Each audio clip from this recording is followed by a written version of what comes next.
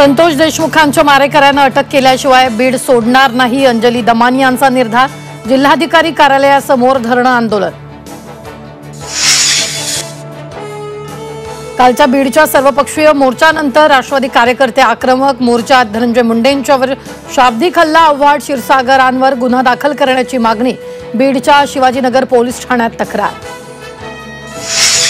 संभाजीनगरमधील क्रीडा उपसंचालकाच्या सांगण्यावरून निधी काढला। क्रीडा संकुल घोटाळा प्रकरणातील आरोपी हर्षकुमार क्षीरसागराचा मोठा गौप्यस्फोट, पोलिसांना 7 पाणीपत्र।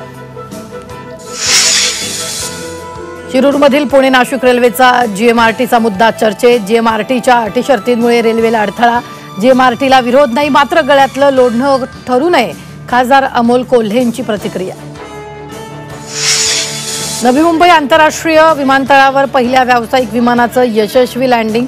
इंडिगो कंपनीचं विमान नवी मुंबईत उतरवलं, तर 17 एप्रिल 2025 साली विमान सेवा सुरू होणार। तुळजापुरात भाविकांची मोठी गर्दी, लग्नसराई, नवीन वर्षाच्या स्वागतासाठी भाविक दाखल। भाविकांसाठी मंदिर 22 तास खुलं ठेवण्याचा निर्णय।